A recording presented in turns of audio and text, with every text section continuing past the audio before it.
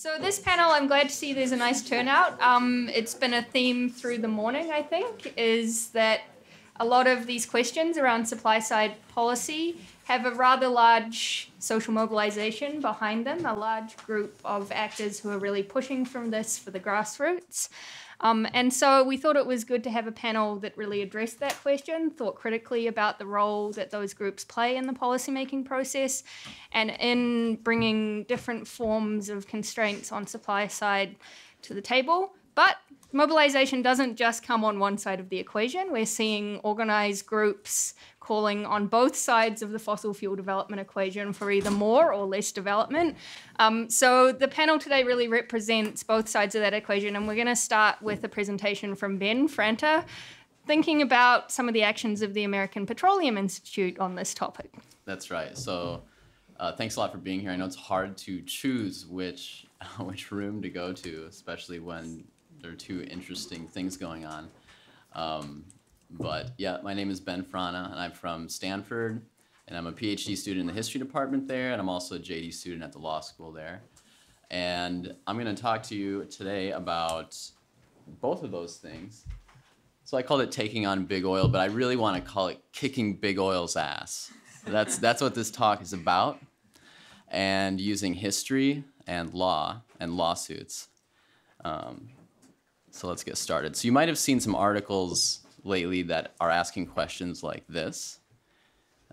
Will the oil industry go the way of the tobacco industry? Now, of course, the tobacco industry isn't dead, but it has been clobbered a bit in the courts. And very similar lawsuits are being brought against the oil industry now. These are a new wave of lawsuits that are based on product liability theory, that these companies knew about the damages that their products would cause and didn't warn anybody about it, and in fact denied it, and then the damages occurred. And so now those entities being damaged, like cities and states, want some payback, basically. They want those companies to pay for some of those damages. And it's not just environmental organizations that are suing. It's for-profit law firms too. There are lawyers who are looking at the position of the oil companies, and these lawyers smell blood. Okay, they see a case that they think they can win, and they can get paid. And that might be a reason why you don't see a lot of suits against coal companies, even though the case would be similar, but you see them mostly against the big oil companies that have deep pockets. All right, so if we think about this using a model of tobacco litigation, and that's not just accidental, this climate litigation was in fact directly inspired by tobacco litigation, so it's modeled after that. And there are two basic prongs to the tobacco litigation, at least conceptually. And one is some way to quantify the damages. And in tobacco, that would be epidemiology, very prominently. And then the history of knowledge, the history of denial and deceit, and that provides the culpability factor for these lawsuits. So it's actually conceptually pretty simple, but it's interesting. It's very interdisciplinary or multidisciplinary. You have to bring these elements in for these lawsuits to succeed. And so against big fossil, which right now is against big oil in particular, it's very similar. You have attribution science, which is providing the sort of quantification of the damages. And then you have history again, and other fields like sociology, which show the actions of the industry that demonstrate culpability as well. So I'm going to talk about the history because that's what I work on. But the attribution science is also extremely important. So I want to do like a pop quiz first. So read this. I won't read it to you, but read it. And tell me what year you think this was written in.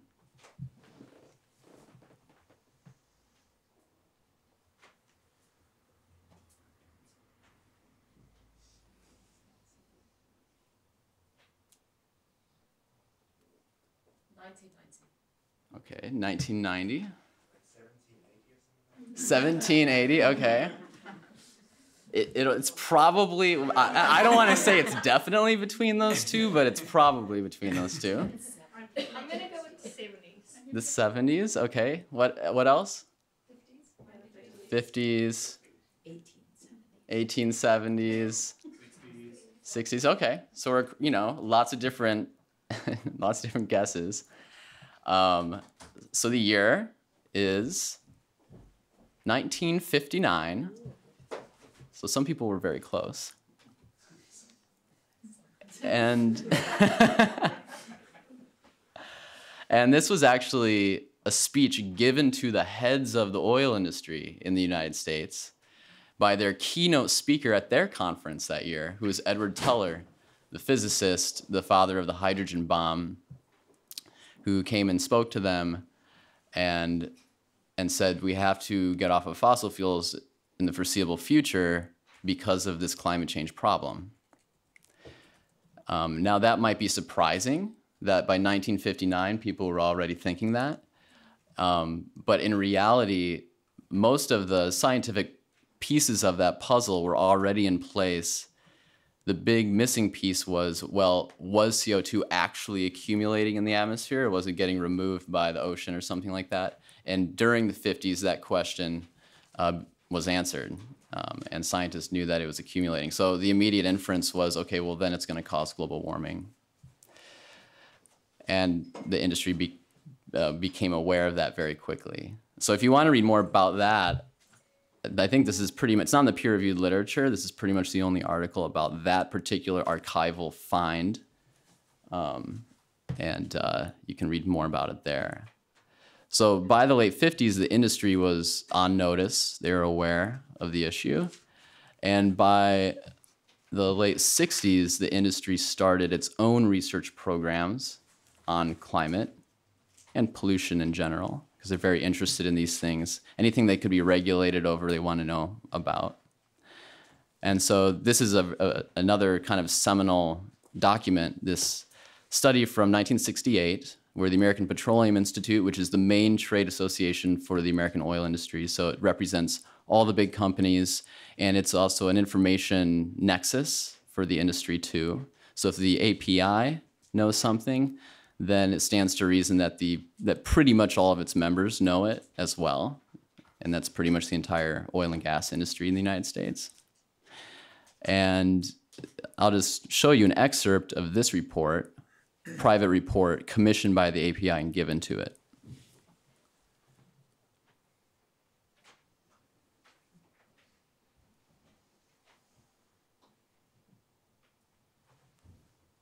Okay. Usually I know when people are done reading it because they start to like smile or shake their heads. Yeah. Okay.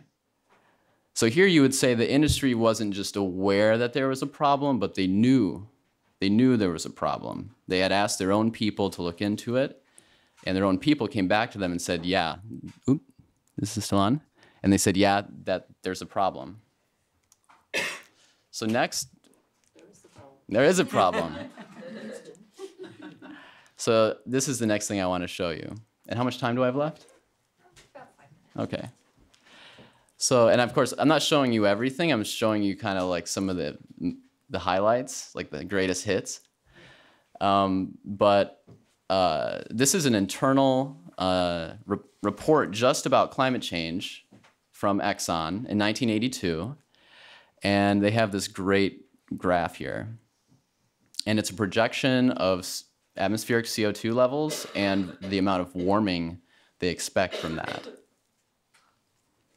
Okay, so you can see they're both going up and projected through the 21st century.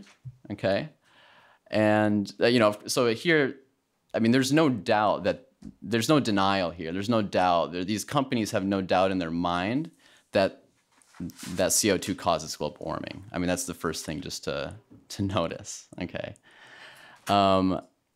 this is one of my favorite lines from their report. Sort of like reassuring, an upper bound on how bad it is. Okay. But actually, so I wrote an article about this like last week. I didn't find this report, by the way. I don't want to take false credit for it. Some other people found this. But anyway, I wrote an article about it last week, and somebody took this and then did something really cool. Then they put it on Twitter, so then I stole it off of Twitter. So they looked how ExxonMobil's, or this is just Exxon at the time, how Exxon's projections from 1982, how they actually compared to reality today. And it's almost exact. It's sort of weird, isn't it? It's pretty amazing. So if you want to read more about that there's an article, and again, I didn't find those documents, I just wrote about them, and that you can find that just from last week. So I want to talk about, I mean, if you want to learn a lot more about the history here, there's a couple of really good sources, and one is the investigative series by Inside Climate News that just focuses on Exxon's research program, Exxon, the Road Not Taken. It's probably one of the best historical pieces so far. And then the Center for International Environmental Law has done a lot of pioneering work in this too, start tracking down documents, and they have their Smoke and Fumes series, which goes back to the 50s, the 60s, mostly. Okay, great. So I just want to do a very, very quick, like, fast forward to another part of the history, which is the history of denial and policy obstruction. And that really begins in the 90s or the late 80s as a response to climate policies being proposed. Because there's no reason to promote denial unless you're trying to fight against something. And that starts around the late 80s. So there's, UNFCCC conference and so on. Okay, so I'll just zoom through this really quickly. This is another aspect of my research, which is when those policies were proposed, the API hired an economic consulting firm called Charles River Associates, and that firm put out an economic report talking about what would happen if climate policy were enacted.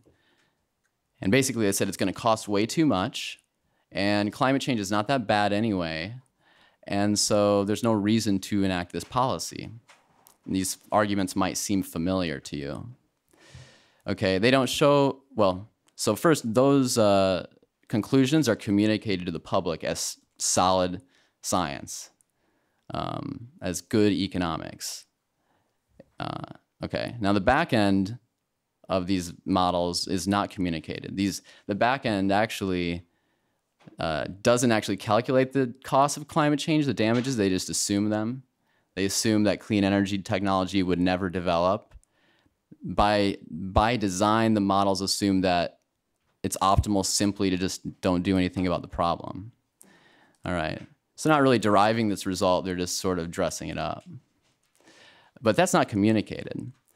So you have this strategy of kind of producing a sort of pseudo-scientific result and putting it forth as science, okay? And I'll finish up here really quick. So that strategy was used to beat the BTU tax, which was an early hybrid carbon tax around 1993. It was used to defang the Kyoto Protocol. Same strategy and actually the same people, same handful of economists. It was used to beat back the national cap and trade proposed legislation in the 2000s in the United States. And in fact, the exact same people wrote the report that President Trump cited in justifying taking the US out of the Paris Agreement. Funded by the same people, and they're written by the same people. And so that's just another element. I actually got to interview one of these people who wrote these reports, these economic consultants. I'll just let you read that. It's like my last slide.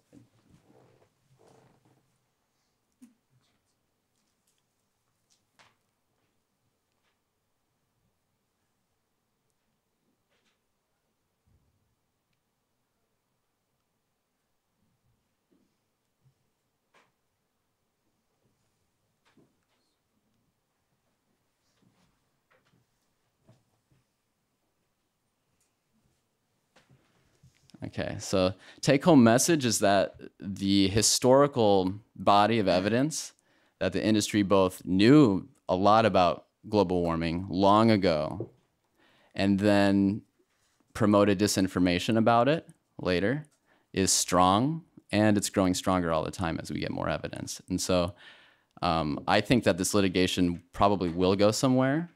And I just wanted to leave you with that, because when litigation against tobacco started many decades ago, it didn't stop. And I think the same thing will happen with oil too. So thank you.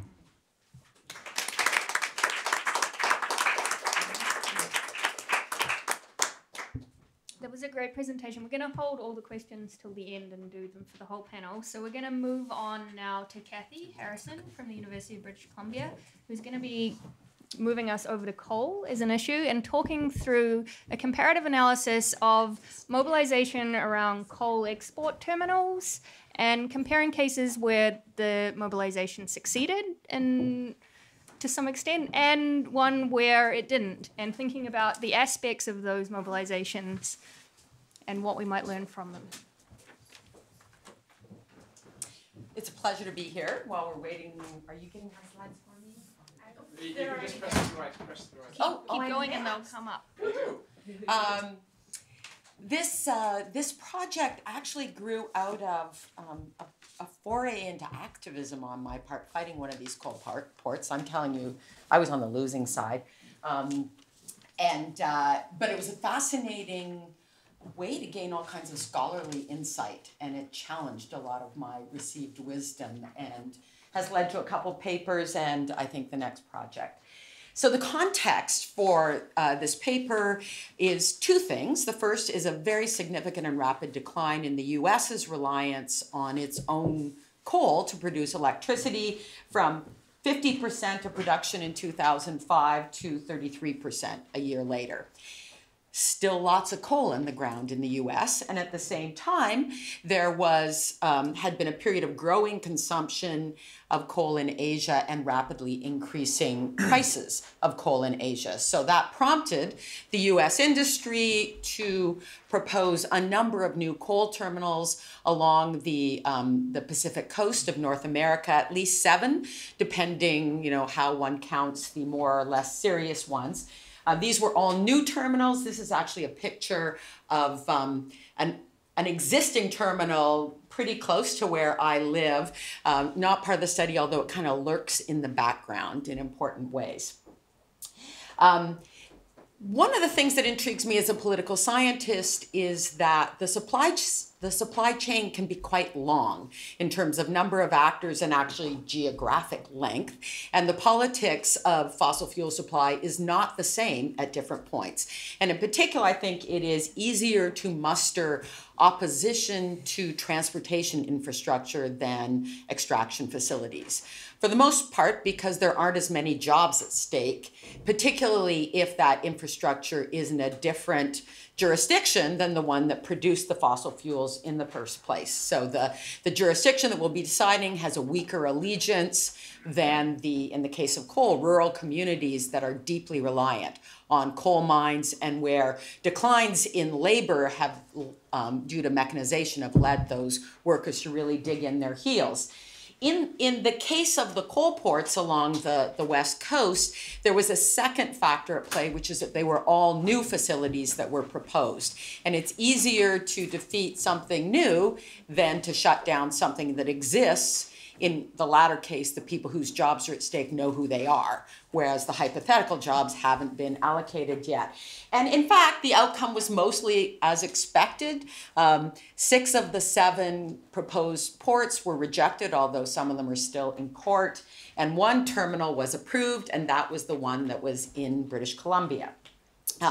What I do in this paper is go into depth comparing 2 cases, the FRASER Surrey Docks project in British Columbia and the Gateway Pacific Terminal in Washington State. They're only about 50 kilometers apart, and they have lots of things in common. They were both proposing to export Powder River Basin coal from Montana and Wyoming. The coal was going to travel the same route across Idaho, down along the Columbia, up the coast of Washington, except for that last spur from Bellingham up to British Columbia. And they prompted very similar opposition campaigns. Coalitions led largely by local residents that were unhappy about the coal trains, many coal trains, very long, open. joining with local, state or provincial and national environmental groups, public health professionals, and local Indigenous communities. They focus, I would argue, largely on the impacts of coal dust on public health and aquatic life, particularly fisheries of importance to the Indigenous communities. Also risks to safety from the coal trains, lengthy coal trains blocking access to the coast and things like ambulance access, and climate change. It was definitely part of the conversation, but not the central element. And they use similar array of tactics, protests, submissions to formal impact assessments, election engagement, and litigation.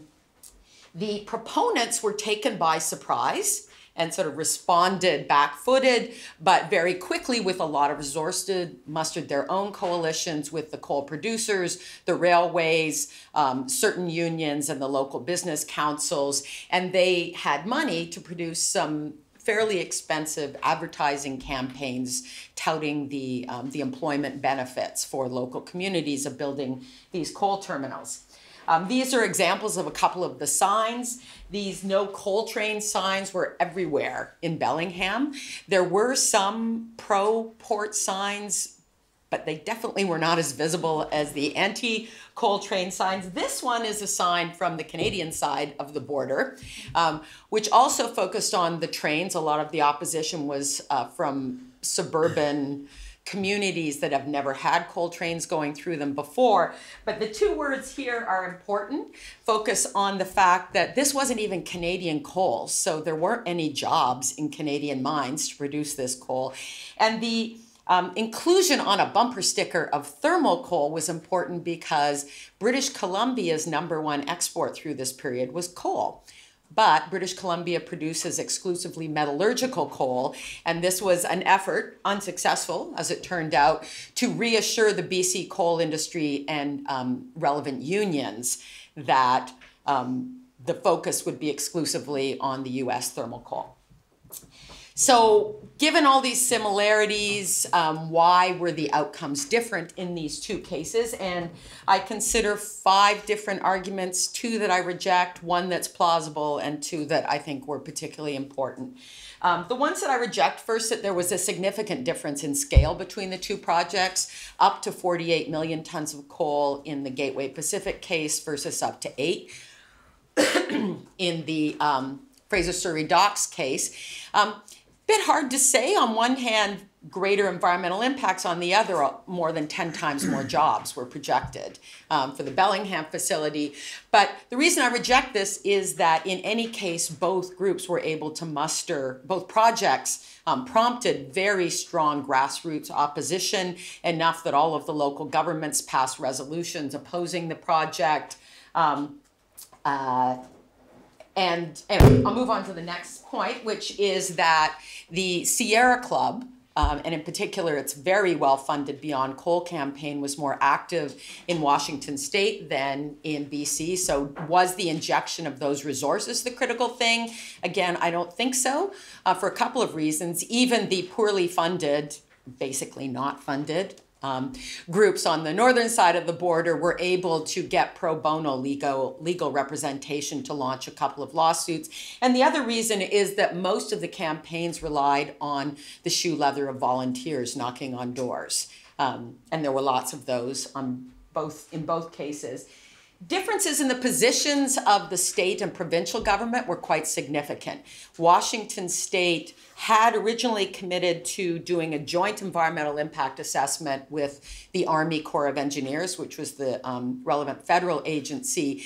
But once they completed their scoping, they didn't agree on the scope, and the Army Corps of Engineers was committed to reviewing the kind of immediate impacts of the facility, and Washington was looking at upstream impacts along the rail line and also greenhouse gas emissions at the point of combustion in Asia. In contrast, BC didn't have as direct a role because of the kind of fluky circumstances of constitutional responsibility for ports in Canada. That's a bit of a surprise because Canada is generally more decentralized. But to the extent that they did have a role, BC was quietly supportive of the facility and certainly didn't try to insert itself through other areas of jurisdiction that may have been relevant.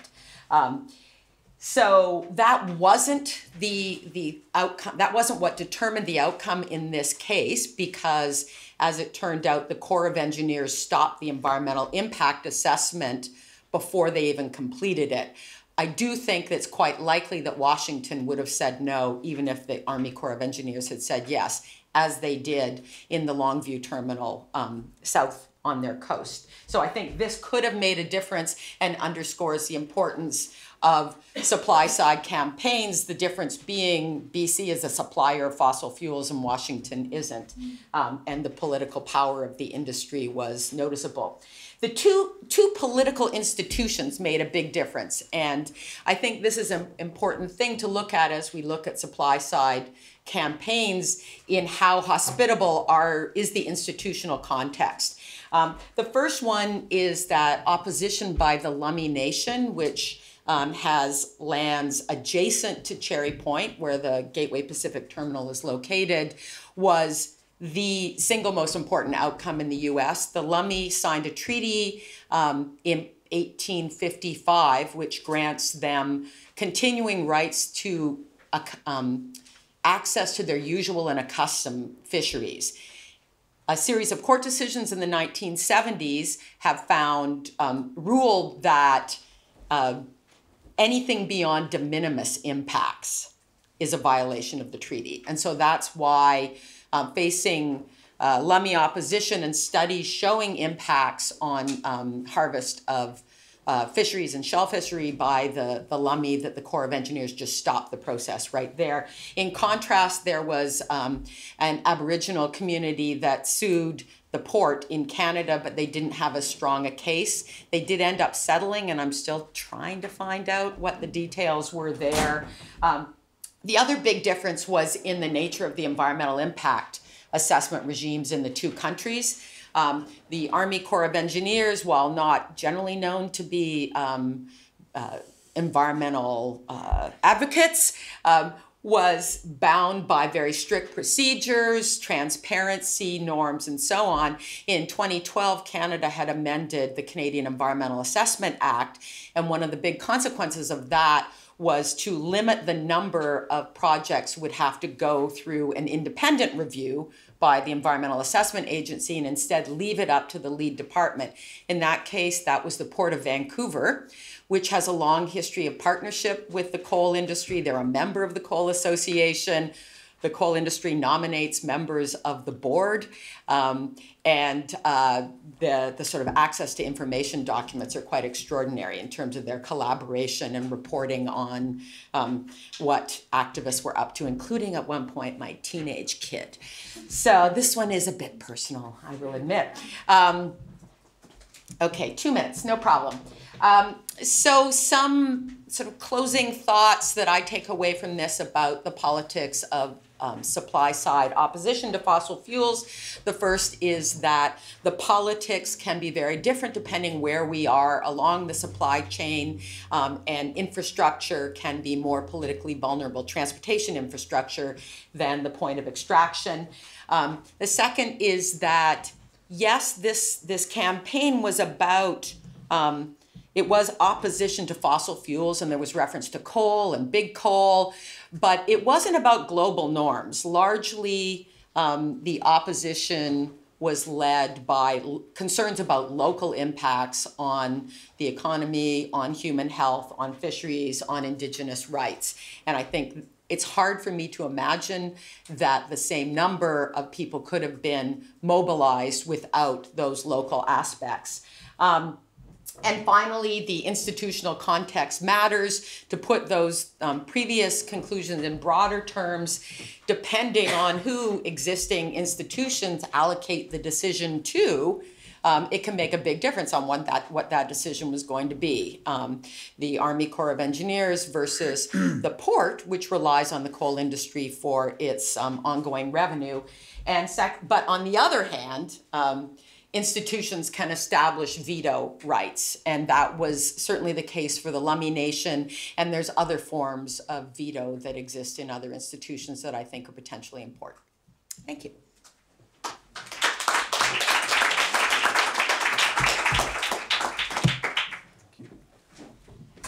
I think when we talk about social movements and movements around supply-side climate policy, one probably comes to a lot of people's minds, and that's the divestment movement. So Noel's going to give us a lovely presentation now, really thinking quite broadly about the impacts of that movement. Okay, thank you very much, and thank you everyone for being here today. So today I'm going to talk about the fossil fuel divestment movement, which a lot of you are very familiar with. But and it's something that I've been working on for a while. Here, a group of my students at the divestment movement at Salem State, we had a successful campaign here, and Salem have divested from fossil fuels. Myself and John Barry have worked on a subsequent paper. But what I'm interested most in is, for this new project, is how does the fossil fuel divestment movement disrupt 3 different types of carbon lock-in?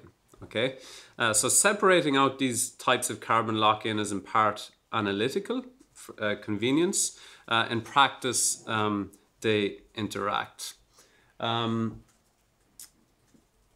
So there's different types of carbon lock-in. And the divestment movement can have a significant impact on the different types of carbon lock-in. The culture and the influence of culture on individual consumption behavior is also another important aspect. We must emphasize the structural and institutional forces that maintain our society's response to climate change. So if we're thinking about individual behavior, for instance, I mentioned at the previous workshop how the Koch brothers are trying to kill public transportation projects around the country. So that by default is having an influence on individual behavior.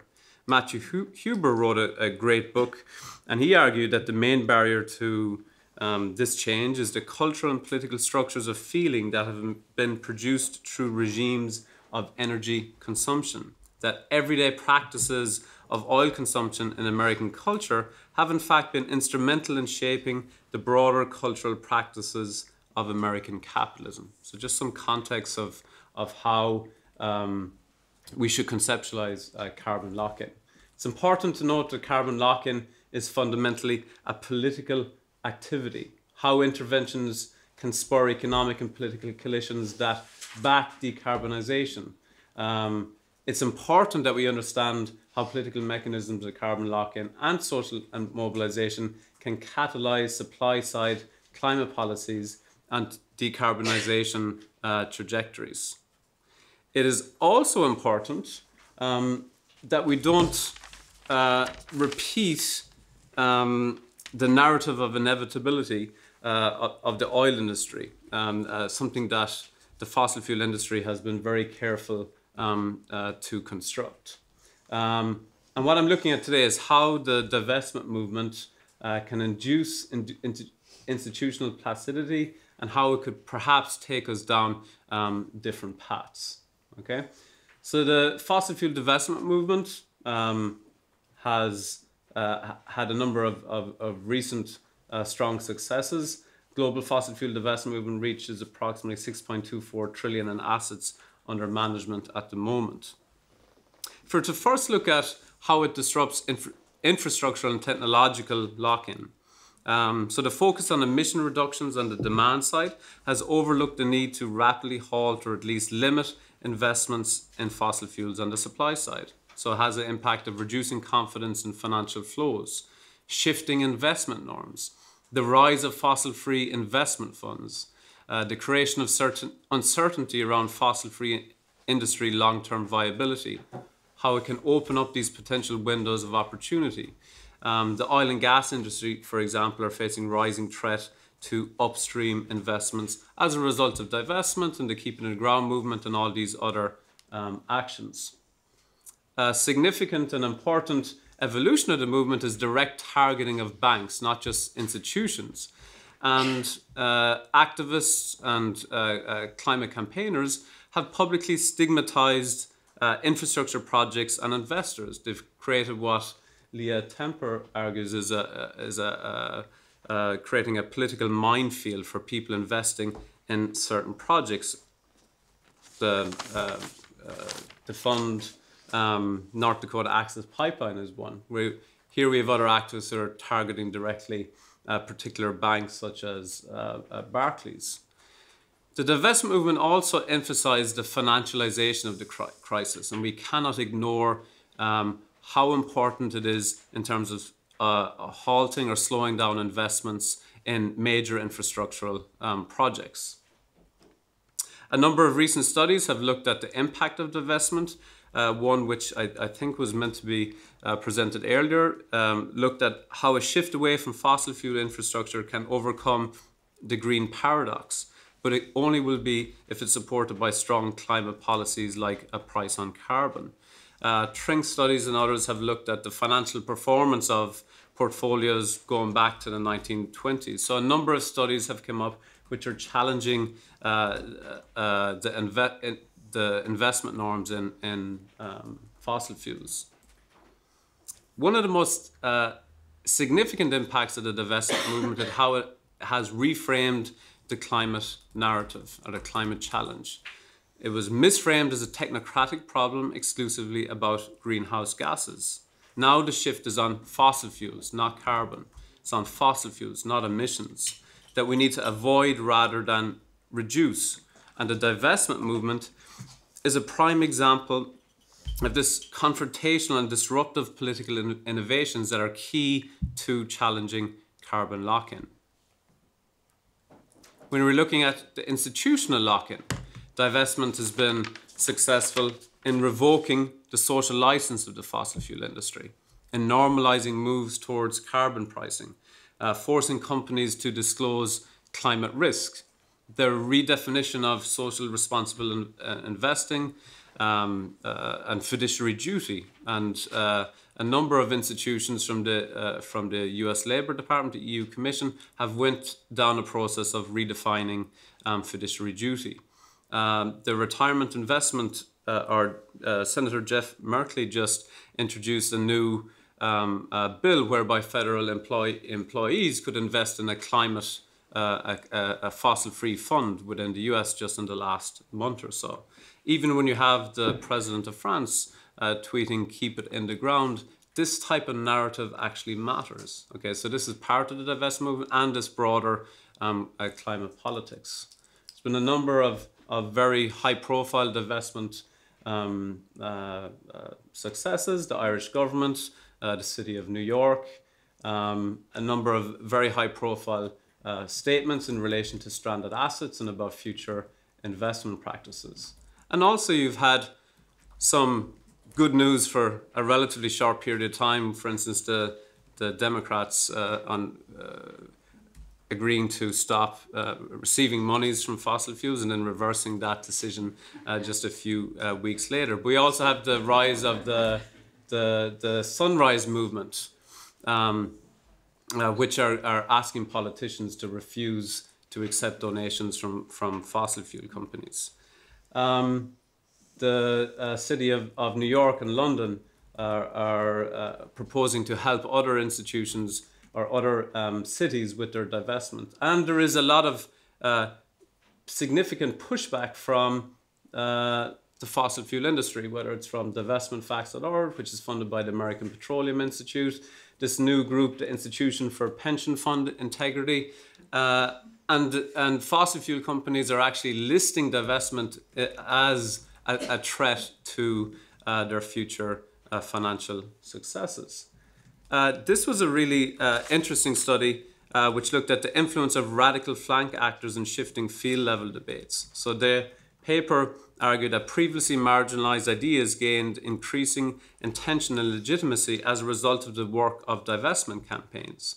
So the secondary effects, they argued, could be more significant outcome of divestment. Okay? Then moving on to some of the cultural impacts. So helping to inform and shape public opinion and policy is an important precursor to changes in regulations and incentives. For example, carbon tax, renewable subsidies, consumption targeted tax incentives. The divestment movement has empowered young people. It has enhanced or developed capabilities to engage in political debates over the future shape of energy institutions, markets, and energy selection pressures, something that people weren't involved with before. It has assisted in leveraging the centres of power and credibility, democratizing the debate around energy futures. People are now interested in energy decisions and in energy investments. It makes private and economic investment decisions into public and political matters of concern. The new rise in fossil fuel investment options is a direct result of the divestment movement, and is also enhancing the social acceptability of low carbon alternatives and technologies.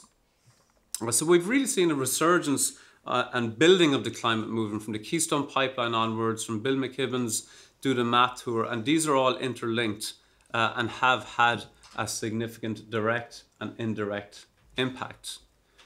What's interesting as well is how the oil industry is responding. It's no longer sexy to have oil or gas in their names when they're trying to recruit people working for their companies. And a number of oil companies, for instance, Danish Oil and Gas have now become Ørsted. Canada International Oil Corporation have now become Hammerhead Resources. Mobil Oil Nigeria have now become 11 PC. So to conclude, the point that I would like to make is that a single intervention, a single movement can have an influence through a myriad of different pathways and indirect and unintended consequences. So how we value particular interventions, non-state actions, we need to adopt a broader view of value of this normalization of carbon reducing behaviors, how they can build new capacities for greenhouse gas reductions, and how they may construct novel political coalitions, and importantly, conflict dynamics, which are critical to averting or slowing down carbon lock-in. So we need to take this broader view of value, and this can help policymakers better understand and engage the contribution of non-state and subnational climate governance. And finally, just if you haven't got the point, if I haven't emphasized the importance of politics, and not just politics, but being politicized. The depoliticized talk of energy transitions massively underestimates the major political and economic dynamics at play in actively creating and sustaining an inhospitable selection environment for low carbon energy technologies, actors, and practices. Disrupting carbon lock-in thus requires a more explicit role in confronting the intensely political process involving power, conflict, propaganda, and the special interest lobbying of policymakers. So if we are to address climate change, tying on from what was going on in Canada or Ben's presentation earlier, we need to get involved in politics and become politicized if we are to tackle carbon lock-in. Thank you.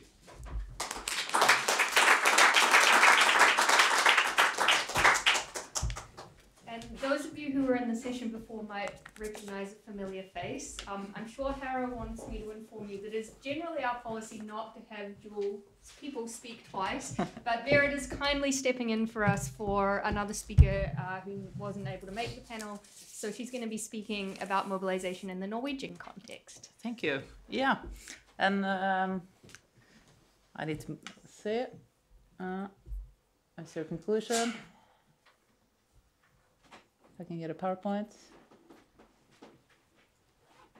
Oh yeah, keep going. Those are probably extra slides. All right. So I want to say hi from Bård Lahn. He really wish he could be here. He's a big nerd on this thing, and he was here 2 years ago, and he's on parental leave. So we just started. We've been thinking about this paper for a long time. We started writing it. About understanding the role of Norwegian environmental organizations and how it deals with oil production.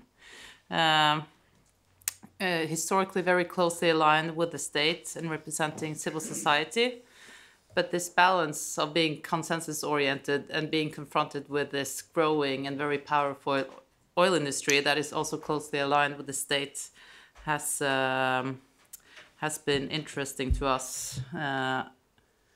And our original title was way out or far out kind of reflects the irony of, even though the environmental movement from the mid-1990s and onwards were motivated by climate change, they focused on local and national kind of questions. And the reason here I have two pictures, and the one on the left is from 1980, and Norway had dammed about 2/3 of its hydropower rivers and dams in Norway, and now moved into really the controversial areas. And here they went into a Sami area in Arctic Norway, which was very important and sacred to the Samis. And for the environmental movement who had worked a lot on this, it was really, really painful. And they aligned with the Samis, and it was the biggest mass mobilization on environmental issues.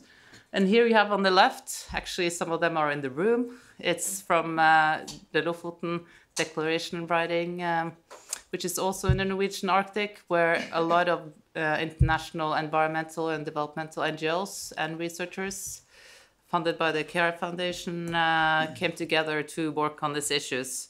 And what is interesting with these sort of a couple of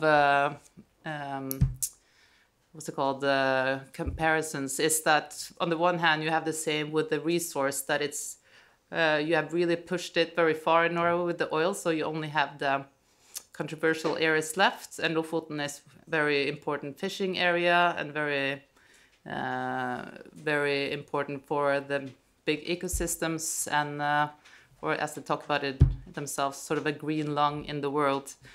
And what is interesting with this mobilization is that really after this meeting and with all the international attention, people in Lofoten and the People's Action for an Oil-Free Lofoten is actually using this sort of international attention as leverage. So you have the mobilization and scale, like the national and the international. And what this means for mobilizing for and against fossil fuels, I think the international alliance is very important. And here's our two research questions that we are working with for the paper. And we think it's important to update the research because you have this tension in all the literature about Norwegian NGOs. On the one hand, you have DrySec and international studies who says that the environmental NGOs is too closely aligned, too sort of naive to state policies, and then can't kind of address the bigger picture, the underlying makeup of Norway's oil-dependent economy. On the other hand, you have this Norwegian researchers who calls Norway special and unique in the Scandinavian sense, with the trust in governments and the sort of consensus-oriented approach towards environmental issues. And also sort of the local aspects, which has been very important about conservation and use, also going back to sort of deep ecology. So you have sort of the two cases here with a mass mobilization against the state, because that's the biggest argument they have in Lofoten, is that you don't want another Alta. The government went ahead and made the dam, and it was brought in the military, and you don't want that to happen again. And so also the local aspect is important to NGOs who have like historically been have very detailed expertise on science and ecology as well. From national alliances to global alliances, drawing inspiration here from the arguments that is being carved out in the supply side perspective, and sort of compromises and confrontations aspects of this conflict in Lofoten.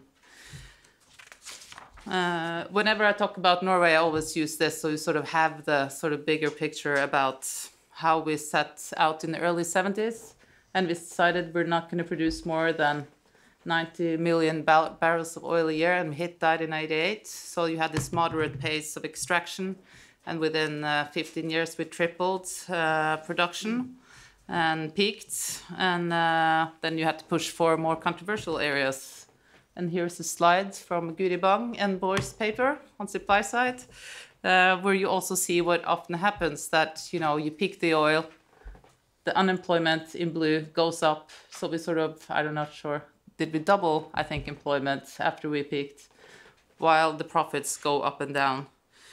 Well, you have a very strong,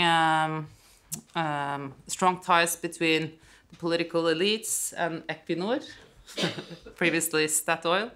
And you also see we are also very dependent on oil revenues and oil workers. So that's what kind of the environment movement have been up against. We talk about sort of 3 waves of environmentalism, where we argue that the last wave, which we are in, is sort of that we're wondering what the role of supply side will, how it will play a part of it. But if sort of the mass mobilization again, here's the Alta, the Samis standing up against the government and the military coming in. But the environmental movements in the 1970s were very concerned with hydropower, oil spills, and also they were concerned with sort of the international move with like that we have scarce resources and that there are limits to growth. And then they lost the Alta, and Gro Harlem Brundtland, which you might have heard of, Our Common Future, World Commission on Environment and Development, had the book Our Common Future, defines sustainable development. And she brought the Norwegian environmental NGOs, which had like a broken back, into the state and said, we're going to green the state and you're going to help us, put very simply. Then we had sort of a move with working closely with the state and action-oriented work on energy politics. This is climbing on top of the parliament in the early 2000s to stop gas power plants. Then we have the early 2000s. The environmental movement went in to work with petroleum-free zones. And even though the motivation was sort of inspired by hydropower strategies to make this sort of zoning politics, they were motivated by climate concerns and tried then to work with locals, talking about fisheries, bird life, and the sort of ecological challenges with drilling in the north. And the compromise was in these management plans where you would leave some areas for oil and some were protected, which in practice meant the whole Barents Sea. And then from 2010 onwards, we have had sort of a radicalization. We want to see look more close that represented here on the bottom left with Greenpeace and Friends of the Earth Youth Chapter taking the Norwegian state to court to try to stop exploration in the marginal ice zone area. And we see that there's a lot more direct action and divesting from oil in the oil fund. Focus on that. That's someone to sue.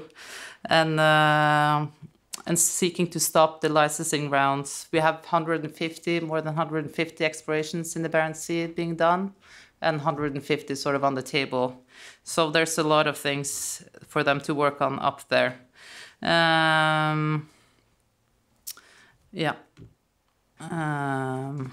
I had, and what is interesting with the international study, with the national studies, is that they say that there's no Green Party and the Greenpeace is not a legitimate actor, which has really changed the last 10 years. And for Norway, I think there's some factors that shows that there is increased focus on supply side. I think I need to stand up, or maybe that's not possible. So you have a very strong local resistance. Just have a paper coming out in October on what we call an unconditional no locally, where you sort of look across scale to both national politics, having this as the ultimate threshold in Parliament, and also the international attention.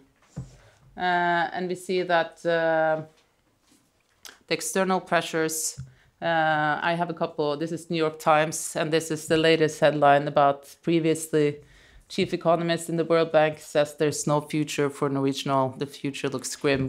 Norway should stop investing. And this sort of international focus, Norway has been very active in negotiations about climate change. And what Guri talked about earlier, all these different roles that Norway wants to play, we are really vulnerable to international attention for good and bad. So, yeah. And you have this really change in public opinion. And I think with the oil crisis, what I think is interesting looking at oil politics from the early 2000s till now is that during the last time we had a price crash, the oil industry gained sort of more acreage and more what they were looking for, while now we're really talking more about a managed decline. I think people are realizing that we're seeing the end of oil also in Norway. But you have in Parliament a majority to maintain all this employment that we saw and also the production as high as possible. But this increased attention, if we focus on that, then it's the envisioning of new alternative energy futures that you were talking about. I think it's really what we're seeing actually being discussed. And also that the environmental and movement look to Lofoten as sort of a first win. It could also work the other way when you have a stronger public, you have 70% in the north not wanting to drill. You have many people actually wanting to leave oil for climate reasons. So you have a very big change in Norway, even though the politics isn't following at the moment. Yeah.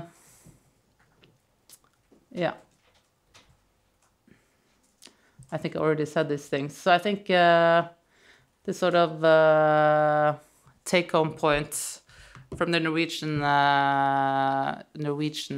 case is that the supply side, when you look at oil drilling and the role of Norway, then you have sort of built up alliances locally. You have big concerns with ecology and science-based, and then sort of the international focus makes it easier to talk about potential energy futures, as you have many arguments to start from. Yeah.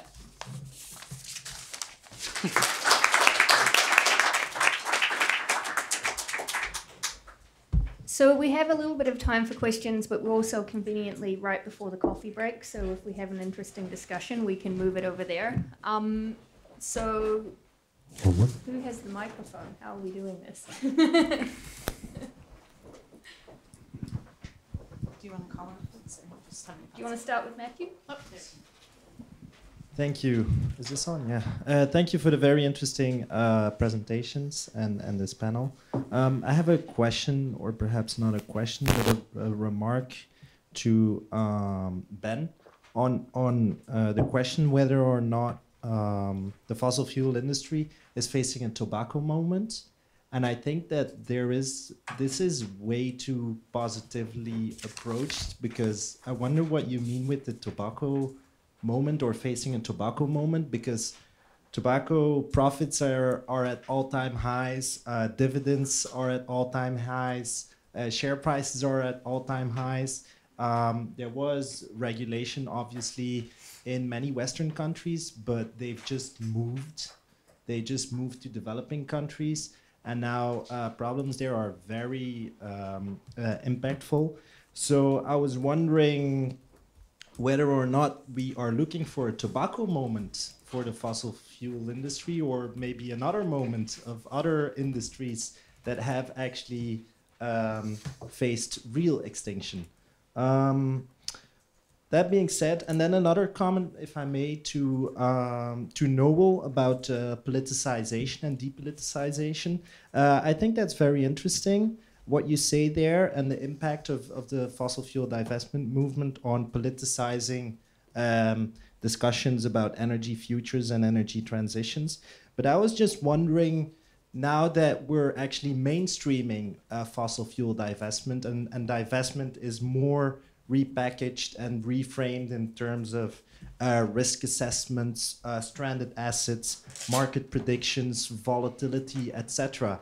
Are we then not again turning this into a technical engineering financialization discussion?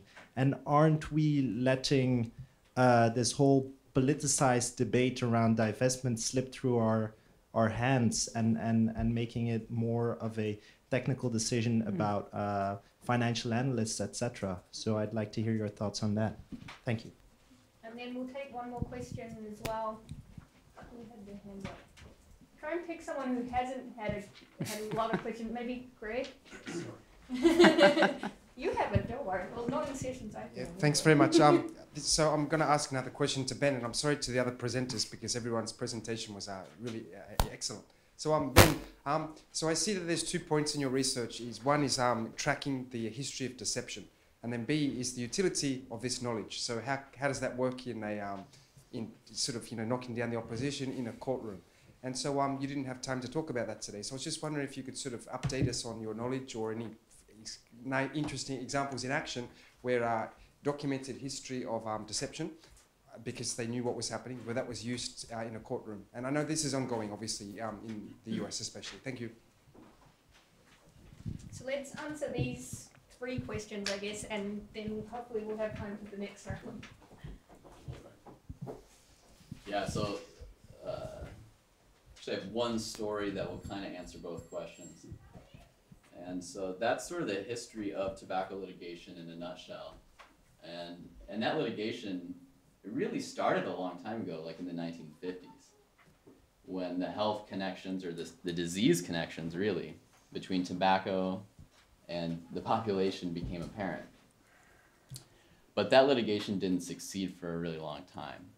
And it wasn't really until the 90s that it began to succeed, and really through the intrepid efforts of a really small group of lawyers who decided they were going to take on the industry and try to crack that nut while so many others had failed. And they finally did. And one of the ways they did was they already had some preliminary evidence that the industry was deceiving people. Once they got that far, once they had that little bit of evidence, then they could leverage that into the legal discovery process, right? That's when the millions of pages of documents from within the industry became exposed. And now there are many books written about the history of tobacco's knowledge of their product. So, and then you had an avalanche. You started to win against the industry again and again and again. And in fact, most people don't know this, but there are more tobacco law trials now than ever before. They haven't slowed down, they haven't stopped, because actually peak death from tobacco is just about today. It's maybe a couple of years ago, but it's quite recent, right? Because of the time delay between use and death. And those cases are slated to go out for a very long time into the future too. So the industry did face this sort of like a gotcha to the industry, that their history of deception became exposed, and that gave them great legal liability. And by great, I mean huge. But that also gets to your question too, because it's a very good point. I mean, the tobacco industry is still around. Tobacco is still extremely profitable, and in fact, it's one of the most profitable industries around because of the nature of the product. And also globally, it's still huge. And so what I would say is that you have to look at the counterfactual. Like, what would have happened if the industry hadn't lost those lawsuits, if that history of deception wasn't exposed? Okay, so in the United States, per capita rates of smoking have declined a lot, and the political power of the industry has declined a lot. Now, cigarettes will never be replaced, but fossil fuels can be replaced. So that's a key difference too between those as well, that I think weighs in favor of the fossil fuel industry losing even harder than the tobacco industry did, because the fossil fuel industry can be replaced whereas tobacco can never really be replaced. So I hope that kind of answers both of your questions. No? Okay, yeah, that's a great question. I guess historically the divestment movement followed on from the Keystone Pipeline, and the Keystone Pipeline was maybe the first mass climate movement within the US, which really started challenging power, and it moved from this win-win scenario to there's a carbon budget, Keystone Pipeline needs to be stopped. The divestment movement started as a grassroots movement, and again, arguably was one of the first times in decades, really since the 60s, where students actually engaged in that dirty politics, where they actually, there was only one answer, that your school needed, or your university or institution needed to divest because it was morally incompatible with a sustainable planet. Now that the divestment movement has begun to had some big wins, arguably you could say that it is being co-opted in some way, in that it is aligning with this neoliberal financialization market, etc. So yes, on one hand, that is correct, but I think we can still use the moral case along with the neoliberal argument as well. One missing element of the divestment movement, arguably, is it doesn't challenge individual consumption levels or industrial consumption levels, and that is something that is missing. But I still think that the movement can still evolve. Perhaps people will try and co-opt it when it is gaining successes. But I think the benefit is the people who are essentially got trained within the movement of what they're doing now. Some folks are running for office and involved in other movements such as the Sunrise movement. So maybe we can have both, and there's strengths and weaknesses to both sides, I guess. So I'm conscious that it is now officially the coffee break, but there are also some hands raised. So what we might do is the people with their hands raised ask your questions, so they're on the floor, and then we move this discussion collectively to the coffee break. So I think there are a lot of people in this room who have also had their boots on the ground in these fights, who might also have interesting things to say about it.